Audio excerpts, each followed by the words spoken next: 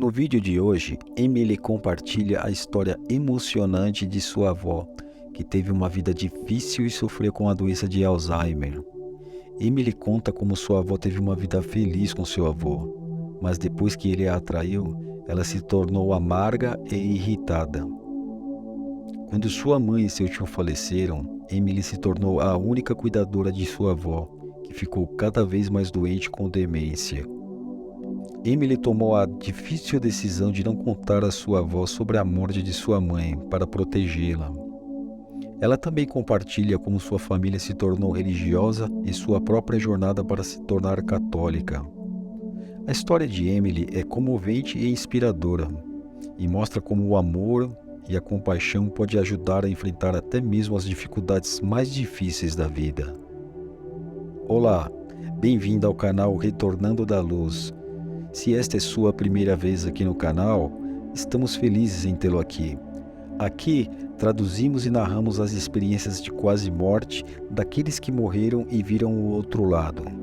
Estes vídeos são destinados a trazer esperança para um mundo às vezes sem esperança e mostrar às pessoas que há de fato vida após a morte. Se você gostar dos nossos vídeos, considere clicar no botão de curtir, se inscrever em nosso canal e ativar o sininho para ser notificado de novos vídeos. Vamos à história da Emily. Olá, meu nome é Emily. A experiência de quase morte não é minha, mas foi algo que eu experimentei através da minha avó, que tinha a doença de Alzheimer. Existe muita história e detalhes que eu vou tentar simplificar. Minha avó nasceu nos anos 20 e aos 4 anos de idade foi vendida, em uma situação semelhante à escravidão, por sua mãe e seu padrasto. Ela eventualmente voltou para casa depois que sua mãe ficou diabética, o que era muito mais grave na época do que é agora. Sua mãe a trouxe para casa para cuidar dela, o que minha avó fez até fugir para se casar com meu avô. Eles tiveram uma vida boa juntos e tiveram 2 filhos, minha mãe e meu tio. Sua vida era realmente boa, até meu avô estragar tudo, a atraindo. Eles continuaram casados, mas entre isso e como a mãe da minha avó a tratava, ela se tornou uma pessoa amarga e irritada em geral. Quando eu apareci, fui a única pessoa que lhe trouxe paz. Em 2009, todos da minha família começaram a morrer, até que restou apenas eu, minha mãe e minha avó. Meu tio se suicidou em 2011, o que fez minha avó passar de uma demência leve para uma demência grave, onde nada mais fazia sentido. Minha mãe e eu tentamos cuidar dela em casa, mas ela era mais do que qualquer uma de nós podia lidar com segurança. Ela estava sempre zangada e mal-humorada. Estávamos prestes a desistir e entrar em contato com um lar de idosos, quando ela caiu e puxou uma cadeira sobre si mesma e quebrou o quadril. O quadril quebrado, que aconteceu aos 89 anos, agravou a demência dela para algo mais próximo da doença de Alzheimer, e a raiva, a amargura apenas pioravam. Quando os médicos a enviaram para um lar de idosos para reabilitação após a cirurgia, ela acabou na unidade de memória, porque em uma cadeira de rodas ela tentou escapar por muitas vezes. Fomos fielmente visitá-la para mantê-la confortável, mas no final de 2014, ao início de 2015, minha mãe ficou doente e foi diagnosticada com câncer terminal. Ela morreu em 15 de abril de 2015. Neste ponto da vida da minha avó, decidi, após consultar pessoas que entendiam de Alzheimer e psicologia geriátrica, não contar a ela que sua filha estava morta, pois ela não seria capaz de processar e lamentar a perda.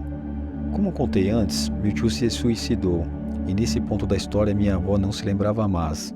Devido a isso e à raiva geral da demência dela, achamos melhor simplesmente não mencionar isso.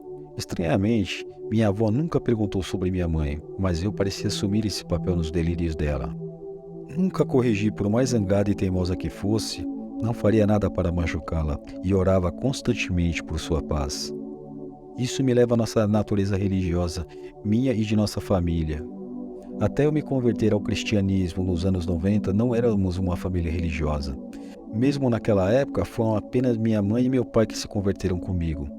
Naquela época, éramos batistas. Em 2016, porém, tive um grande evento de conversão e me tornei católica. Eu era a única que restava da família, e nessa época minha avó já estava mentalmente muito abalada. Nunca falei nada sobre minha conversão a ela quando a visitava. Quando a visitava, ela apenas falava sobre como meu avô e sua mãe eram terríveis, e nesse ponto ela acreditava fielmente que eles ainda estavam vivos. Em 2017, recebi uma ligação da enfermeira responsável pela unidade de memória da minha avó. Devido a todas as mortes e traumas da última década, eu sabia pelo tom da sua voz que ela estava tentando falar calmamente e não me alarmar. Mas ela altamente sugeriu que eu fosse até o asilo para ver minha avó, porque ela não estava se sentindo bem. Eu sabia que isso era um problema. Eu larguei tudo o que eu estava fazendo e fui para o asilo, e minhas suspeitas estavam corretas. Quando eu cheguei lá, a vovó estava comendo como em qualquer outra noite e de repente se curvou, perdeu o controle e caiu. Ela me reconheceu imediatamente e quando falou, não parecia confusa nem com demência. Ela falou imediatamente e pela primeira vez em anos me chamou pelo nome e levantou a mão para mim. A vovó disse: "Emily, você está aqui?" Eu respondi: "Sim, vovó, eu estou aqui." Ela pausou e disse: "Eu fui para um lugar. Não, o lugar veio até mim." E não era um lugar, era mais como um estado de ser. Eu me lembro de prender a respiração e segurar a mão fria dela e dizer: "Me conte mais sobre isso, vovó." Ela disse: "Foi um pouco assustador." Eu perguntei: "Por que, vovó?" Ela respondeu: "Porque não havia dor e eu não estava com frio e não estava sozinha e tudo ao meu redor era amor. Não estou acostumada a não estar com dor ou não estar sozinha." Sua mãe estava lá e ela parecia muito mais bonita e mais viva do que jamais a vi. Todos eles estavam lá com Jesus. Ela olhou para mim e acredite em mim, meus olhos estavam cheios de lágrimas. "Você acha que isso foi real, Emily?" Neste ponto eu não consegui dizer nada porque estava engasgada, mas comecei a acenar e finalmente consegui dizer com dificuldade: "Sim, sim, vovó, eu acredito neste lugar. É o céu, nossa casa. E se este lugar voltar para você novamente, você tem a minha permissão para ir lá e ficar." Ela acenou com a cabeça, piscou os olhos, sua mão ficou quente e ela quis se levantar para ir ao banheiro. Ela passou de completamente lúcida de volta à demência num piscar de olhos. Tendo enterrado toda a minha família e estar ao redor de pessoas que estão morrendo, eu sabia que às vezes as pessoas antes de morrerem ganham uma segunda chance. Eu fiquei com a vovó um tempo naquela noite, mas ela era como sempre foi no que diz respeito à demência. A única diferença era que ela parou de falar, ela sorriu, ela riu e estava alegre. Eu saí naquela noite e voltei no dia seguinte, e aí encontrei em sua cadeira de rodas sorrindo. No momento em que eu entrei e sentei, ela sorriu e disse: "Estou indo para casa em breve." Eu estava excitante porque no início do período em que ela estava no asilo, ela frequentemente dizia isso, mas ela queria dizer que estava deixando o asilo e voltando para a casa em que ela e meu tio moravam quando ele se suicidou. Em vez de assumir qualquer coisa, simplesmente sorri e respondi: "Ah, é mesmo? Quando?" Ela sorriu e disse: "Um homem da sua igreja virá e me levará para o céu, onde eu estive na noite passada." Isso chamou minha atenção porque eu não tinha ido à igreja por 20 anos e ela não sabia que eu estava frequentando uma igreja agora. Eu disse: "É mesmo, vovó? Sim, ele virá e garantirá que eu embarque no avião." Agora eu não sabia exatamente o que isso significava, porque algo que eu sabia por experiência é que as pessoas que estavam morrendo às vezes falavam em metáforas, mas também não queria pensar que isso era uma mensagem espiritual imediatamente, porque ela também poderia ter estado falando em termos de demência. Tentei obter alguma descrição, mas tudo o que ela disse foi que um homem da minha igreja viria buscá-la. No dia seguinte, trouxe um amigo padre para rezar com ela, pensando que talvez ela só precisasse de oração. Ele fez isso e depois que ele saiu, ela se virou para mim, sorriu e disse: "Ele não é quem eu estou esperando." E piscou para mim. Bem, depois de alguns dias, ela parou de falar sobre isso, mas todos comentaram sobre como seu comportamento tinha mudado no asilo.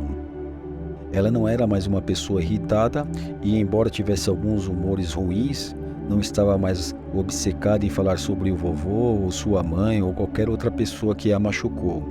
Quase exatamente um ano depois, recebi um telefonema cedo pela manhã, informando que minha avó estava no pronto-socorro. Havia caído no meio da noite e quebrado um outro quadril.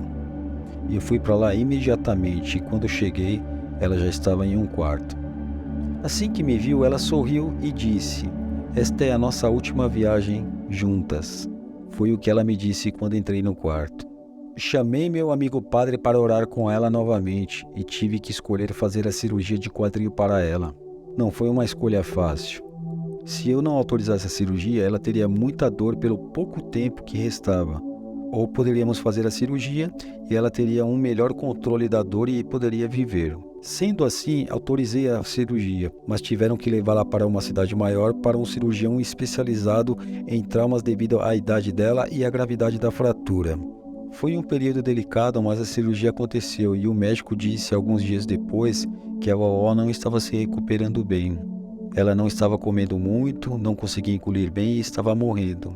Eles a levaram para casa com cuidados paliativos e eu continuei orando por orientação sobre o que fazer.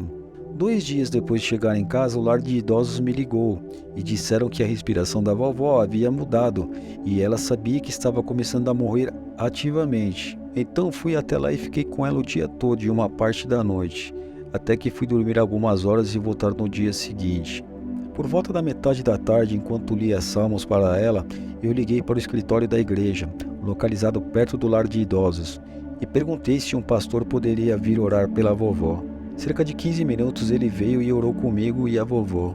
Então, aleatoriamente, ele perguntou se ela havia sido batizada, o que eu não sabia porque ela nunca falava sobre sua infância por causa de como sua mãe a tratava. Eu sabia que a vovó acreditava em Deus por causa do que aconteceu com ela e porque ela começou a frequentar estudos bíblicos para pacientes com Alzheimer. O pastor pegou o meu copo de água e disse o nome da minha avó, e disse que, se fosse da vontade dela ser batizada, ele a batizaria em nome do Pai, do Filho e do Espírito Santo. Eu e o pastor conversamos mais um pouco e depois ele teve que ir celebrar outro culto. Ele me disse que oraria por ela no culto naquela noite. Às 6h30 daquela noite, quando ele estava realizando o culto, ela morreu. Estou lutando contra um câncer de rim no estágio 4 agora. Herdei da minha mãe e sei que meu tempo é limitado. Eu acreditava no céu antes que isso acontecesse e poderia contar muitas histórias de meus familiares quando eles morreram. Mas quando sento e penso sobre a história da minha avó, recebo grande esperança e conforto de que nunca é tarde demais para a graça de morrer bem, e que minha mãe está lá e ela parece mais bonita e viva do que nunca, e que meu pastor colocou minha avó no avião para ir para casa em seu estado de ser, onde não havia dor nem loucura e o amor a manteve para sempre. Bem, chegamos ao fim de mais uma experiência. O que vocês acharam da experiência da avó de Emily? O que você achou depois de ouvir que um homem da igreja de Emily levaria sua avó para casa? Deixe-nos saber o que você pensou na seção de comentários abaixo. E caso ainda não tenha o feito, certifique-se de clicar no botão de inscrição no canal e ativar todas as notificações. Isso permitirá que você receba atualizações quando um novo vídeo for lançado e, por sua vez, ajudará o canal Retornando da Luz a crescer. Até o próximo vídeo.